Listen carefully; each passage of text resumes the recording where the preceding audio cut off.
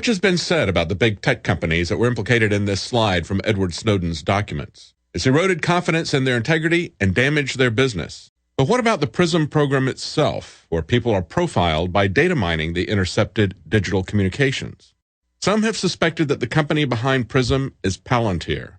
I've often thought that the Palantir from Tolkien's Lord of the Rings were the perfect metaphor for the internet. In the book, the Palantir were crystal balls that allowed the possessors to communicate and to see things. Eventually, they fell into the hands of the evil forces, and using a Palantir not only revealed you to the villain, Sauron, represented by the all-seeing eye, but it also allowed him to learn where you were and look into your mind and your soul. A great metaphor for people who are trying to use the internet for legitimate purposes and the government spooks who create profiles of people as they're using it. Although Palantir has a program called PRISM, and although its function is exactly like that shown in the slide, they have denied the allegations. The company, Palantir, was created with funding from In-Q-Tel, a venture capital company created by the CIA, and with funding from PayPal billionaire Peter Thiel. Palantir's CEO Alexander Karp is also from PayPal. Both Thiel and Karp were attendees at Bilderberg this year as they focused on big data.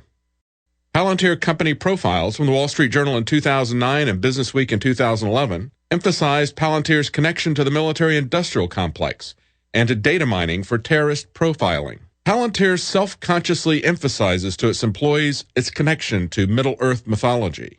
Whether or not Palantir's PRISM program is the PRISM program, Palantir was created by the CIA and globalist banksters, serves as a tool for the banksters and the CIA, and was named after Sauron's surveillance tool.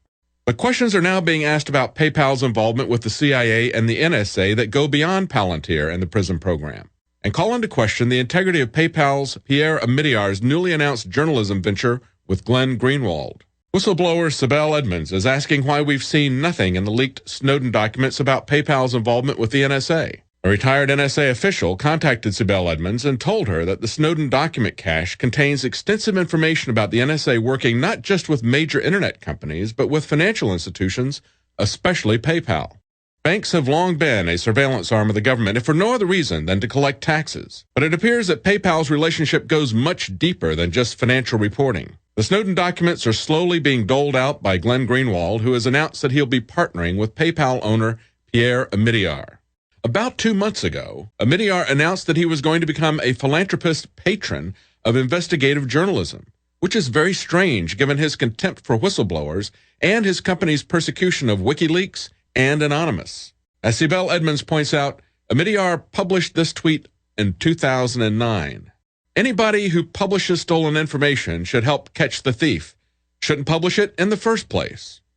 And less than a year later, Omidyar's PayPal was conspiring with none other than Palantir to strangle WikiLeaks financially and to attack Glenn Greenwald. PayPal subsequently froze WikiLeaks funds and funds to Bradley Manning's defense. In protest, some hacktivists that identified with Anonymous, now known as the PayPal 14, began a denial of service attack against the PayPal website, not the PayPal service. Supporters characterized the protest as a digital sit-in.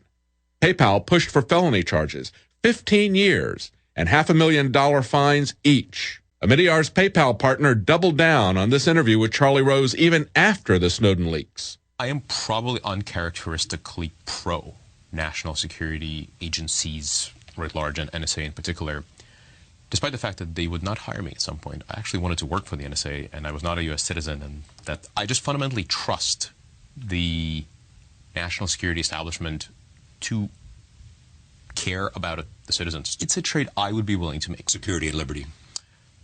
Security and privacy. PayPal has been partnering with the government to shut down real investigations and to punish WikiLeaks. And some questions are now being asked. Is the media venture a way for Omidyar to control damaging information about PayPal?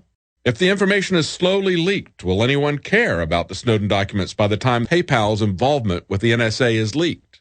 How and why are the Snowden documents being controlled? When The Guardian's editor went before Parliament last week, he pled that he had consulted government officials and intelligence agencies, including the FBI, GCHQ, the White House, and the Cabinet Office, on more than 100 occasions before the publication of stories. Are Greenwald and The Guardian selectively leaking information about government surveillance in a way to minimize damage to government By hiding their criminal actions?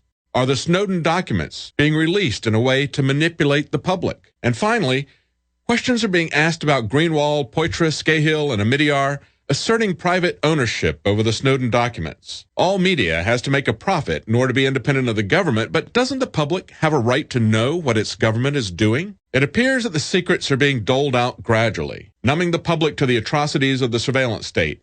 For InfoWars Nightly News, I'm David Knight.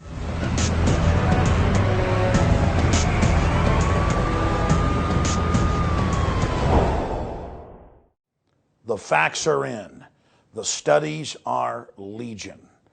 Sodium fluoride and other members of the fluorine family that are added to Western water supplies are devastating the health and cognitive ability of the people that drink it.